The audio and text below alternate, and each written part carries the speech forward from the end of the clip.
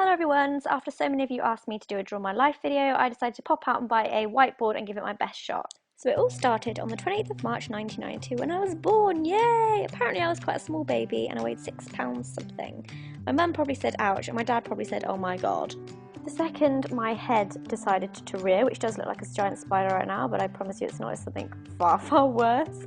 The second my head popped out, before the rest of my body had even made an appearance, I opened my eyes and I blinked at my dad, and it really scared him.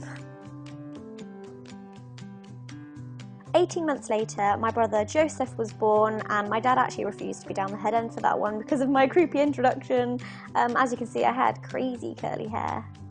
We used to go on quite a few family holidays, and I think I was around 2 or 3 years old. I've drawn us looking a lot older here, but I promise you I was a lot younger than I have drawn myself. We decided to go on a family holiday to Cornwall, which is all well and good. I made a new friend on the beach called Charlotte, I believe, and I actually pooped in my swimming costume, and I now feel very, very bad for her as she had to hang out with the smelly kid that had pooed herself. Never saw her after that, can't think why. We grew up in a really small village right next to a couple of really tiny towns, and I actually really enjoyed primary school. We did things like hopscotch and knitting, which is so very exciting. Spent most of the time with my best friend Alex. She and I used to spend every day together doing the most mundane things that felt like the most exciting adventures ever. We pretend we were American tourists, get banned from AOL chat for misuse of language, and sit and watch rats swimming in the river, rollerblading, and prank calling the sex advice line from the local phone box saying things like, "My willy's fallen off," thinking it was so hilarious. This was before speedy Wi-Fi, people, it's the best we had. I used to persuade Alex to film music videos and random silliness on one of my dad's old camcorders, which, looking back, she probably absolutely hated me for it, but you have to admit, Alex, they are pretty hilarious when you watch them back now. At the age of 10, I was cast to be an extra in Harry Potter and the Philosopher's Stone. It was literally one of the most exciting things ever. I got to meet a lot of the cast, and whilst filming a scene in Snape's potion class, I was sat next to Devon Murray, who plays Seamus Finnegan, and the guy who plays Dean Thomas asked if I fancied Devon, to which I replied, "No, I don't." Then he said, "Would you go out with him?" To which I nervously played with my quill and said, "No." He then turned to Devon and said, "It's a hard life, Seamus. I kind of wanted to die." Secondary school came around and it was quite a shock to the system, like a small fish in a huge pond, but I did make lots of new friends and even had a few boyfriends, and actually looking back I really did enjoy school life, even though sometimes myself and my friends would skip lessons and hang out in the loos. This is naughty, unhygienic and unproductive. It does not make you cool, do not do it.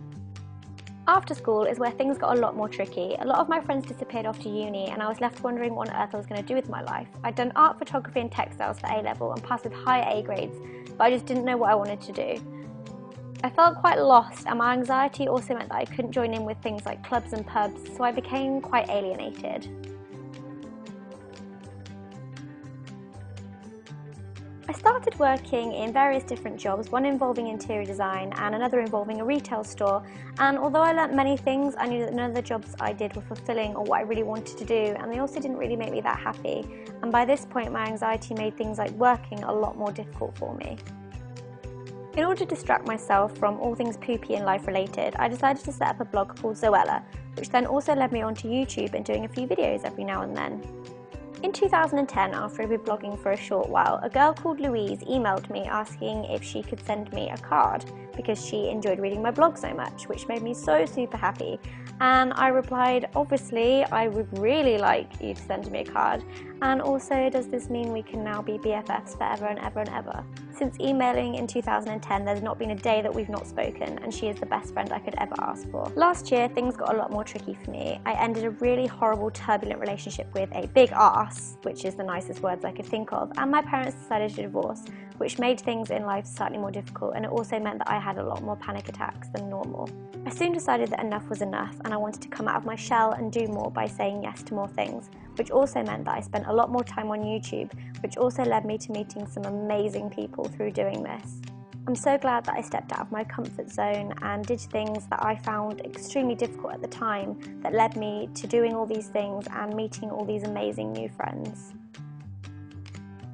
More recently, I stepped on a dodgy, there we go, not looking plane for the first time in 7 years and got to meet lots of you in Florida.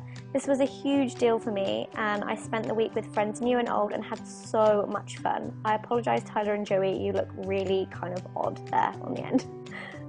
I think I feel more me now than I have done in a really, really long time, and obviously I still suffer with anxiety and panic attacks at times, but I don't want it to ever stop me doing things. And if there's one thing that life's taught me so far, is that everything happens for a reason, and you just have to have the confidence to push yourself into doing more things, as it opens up a whole new world.